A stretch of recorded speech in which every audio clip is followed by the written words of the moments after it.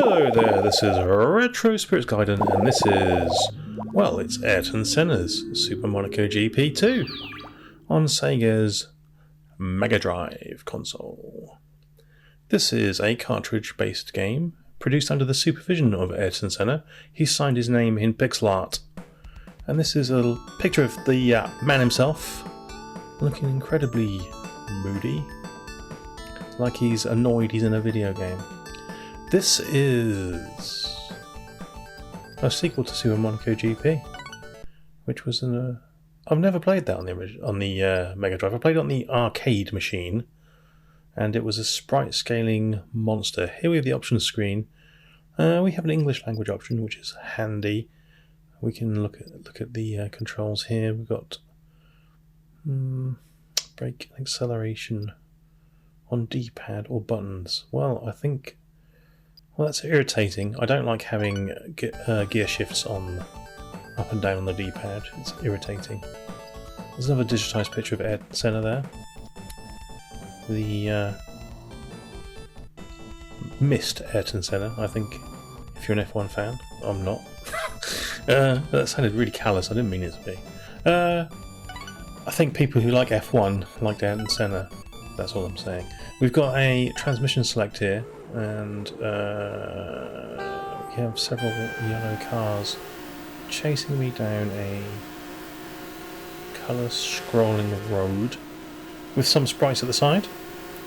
We have steering left and right, and cars go boom. I'm using the brake here. I don't think I should be using the brake. It appears to be every time I use the brake I get overtaken by at least 3 cars. 3 wobbly cars, as it happens. The sprite update for those cars isn't what it could be. I wouldn't ever describe it as smooth, but it does get the job done, I guess. What track is this supposed to be? I didn't take any notice of it, I was too busy blabbering. But this looks like some sort of tropical location. I believe the original Mega Drive game didn't have that many tracks in it. And I'm saying I believe that because I don't know that for a fact because I've never played it. But I think that's one of the reasons I never bought it, because I thought it only had the 1 track in it. I could be wrong about that. This game has more than 1 track in it, and it has explanations of how to drive each of those tracks in a window. The course is very demanding. All of these courses are very demanding. They're F1 tracks. It's supposed to be the pinnacle of racing, isn't it? There doesn't seem to be much fall off on the left and right on the control pad, gameplay wise. Yeah, I don't feel like I have that much control, to be honest. And because they're F1 cars, they kind of do right hand turns at 300 miles per hour anyway, so it's a bit like Batman's Batmobile in the original Batman movies. I'm using gear shift here. That's the wrong decision for a noob. Did I pick... Is this Brazil? You can tell it's Brazil because of the mirrored clouds in the background and the clone stamped buildings. It's a sure sign that we're in Brazil. Okay.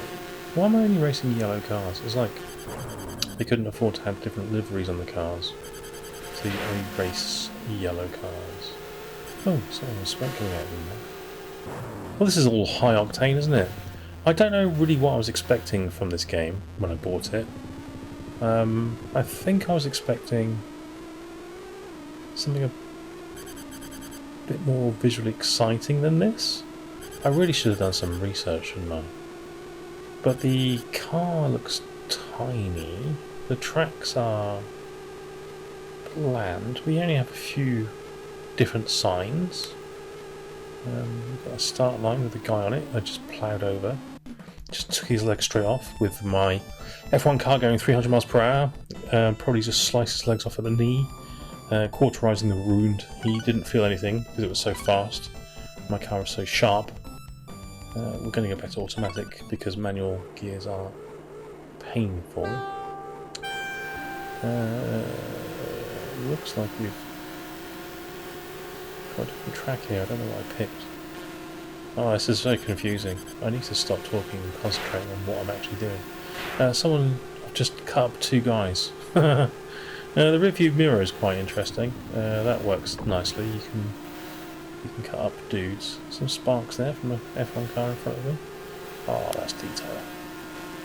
I don't appear to be able to damage my car. I can just kind of ram people, and then smoke comes out of them, and then nothing else happens. Okay. Whoa! That chicane was a bit mind-bending. Must learn not to brake so much.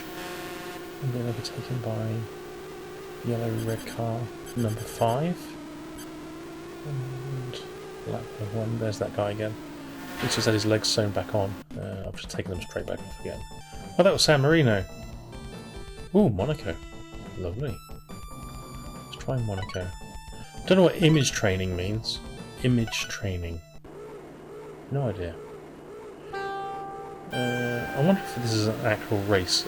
This is why the other cars are just yellow and red, maybe, because it's not an actual race with actual other cars in it. It's an image race where you race to have the best image, public persona.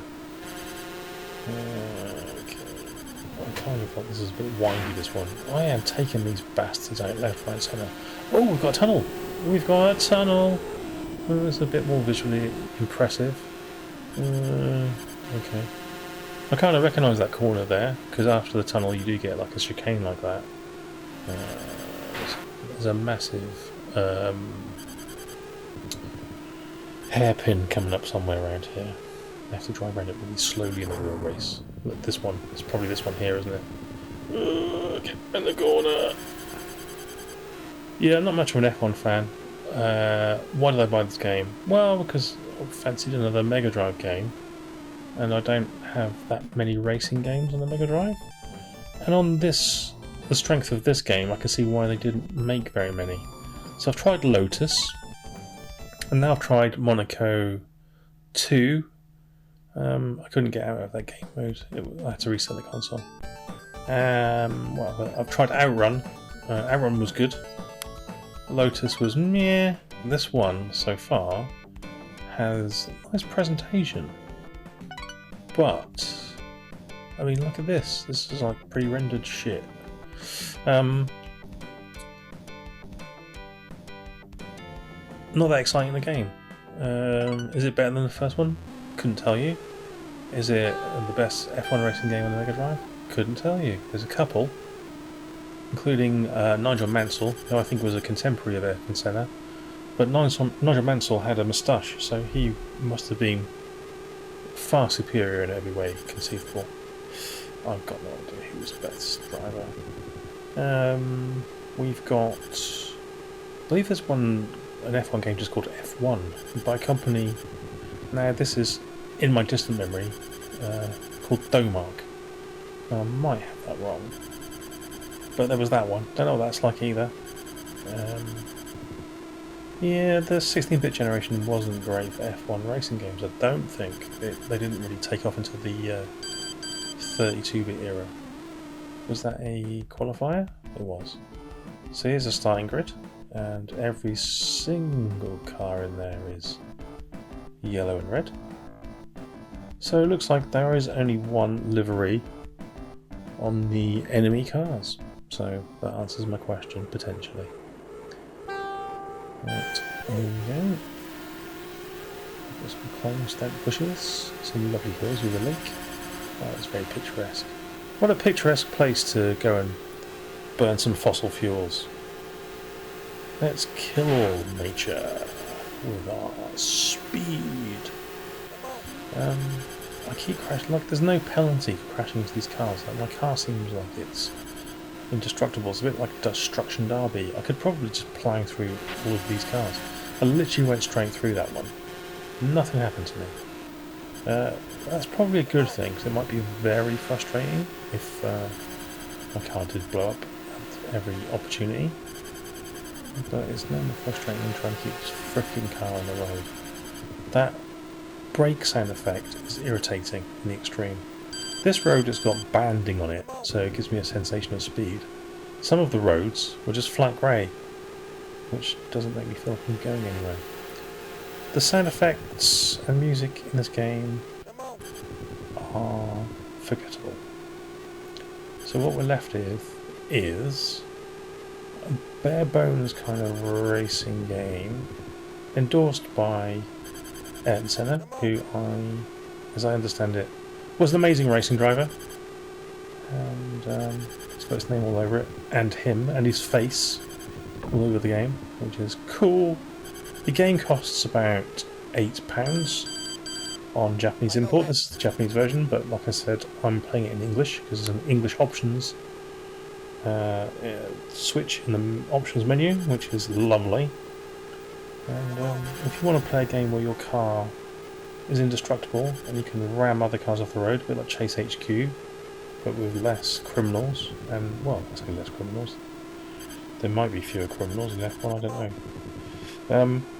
With fewer criminals, let's just say fewer criminals.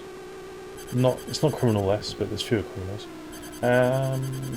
Then this might be the game for you. This might be the game that you want to buy, because you can't get Chase HQ for the Megadrive.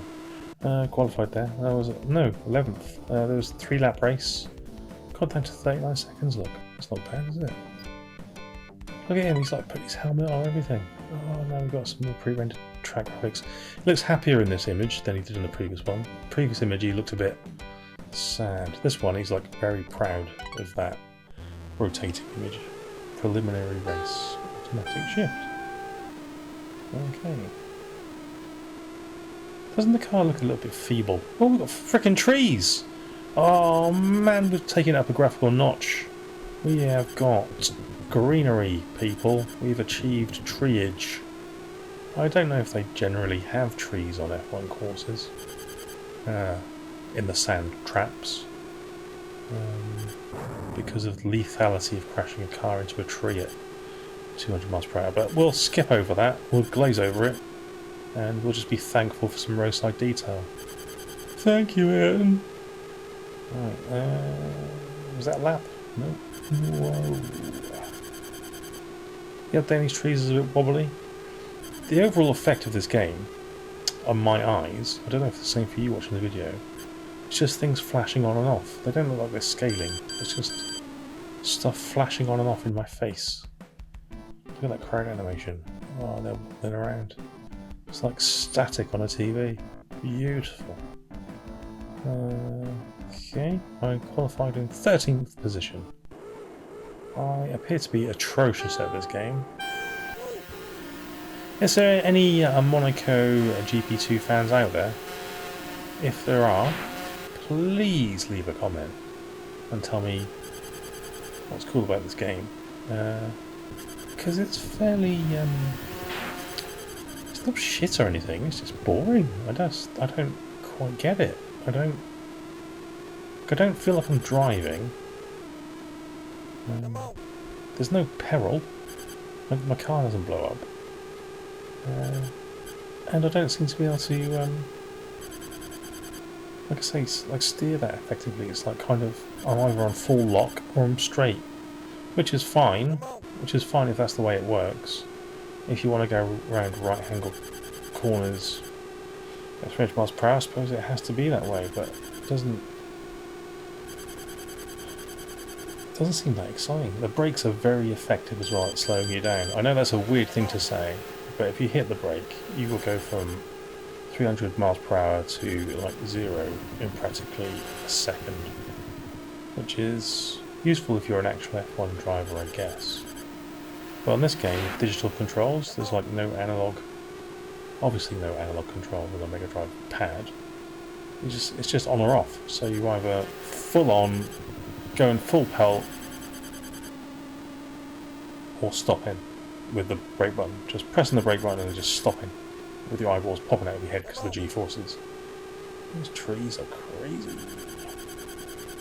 Look at the insane detail. That's right, that's what we had back in the day, people.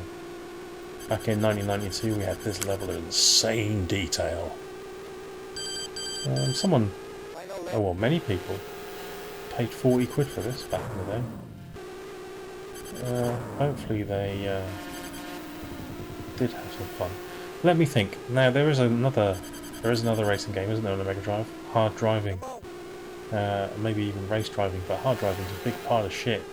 So that's 4 Mega Drive games I can think of where you've got this kind of perspective when you're driving. And none of them particularly stand out. That's unfortunate for you and me. I do like a driving game, I like a racing game. This one just isn't that engaging. And that's where I am with Super MONACO GP2. So this is like my first bunch of plays, and do you know what? I can see why it was £8. I know I keep saying this, but I've been burnt on expensive games. Like I've paid 40 or 50 quid for a game and it's been turds. Some of the cheaper games have been ace. This is one of them. It's okay. Is there anything in here that would bring me back? Don't think so. I think I'd rather just play Outrun. Because it's not very it's not sim enough to be, or detailed enough to be a simulation of Formula 1, and it's not arcadey enough where you've got like checkpoints or anything like that. So sort of somewhere in no man's land, really. Yeah, well, anyway, I've finally broken the fucking car. Eat that, you tyre wall bastard. You can break your car. You have to crash head first into tyres and you'll lose your wheels. I feel much better now knowing I can blow my car up. So why can't I damage my car by just ramming these yellow and red cars, I wonder? They're driving straight down the middle. It went straight down the middle. And then used the brake and went straight to the back. Okay, well, now that I know you can damage your car, is that going to bring me back? Bring me back for more Super MONACO GP action? Absolutely not. Okay. Well, there we go. A middling racing game for your Mega Drive for £8. Make of that what you will. Okay, I'm getting out of here. Ta-ra!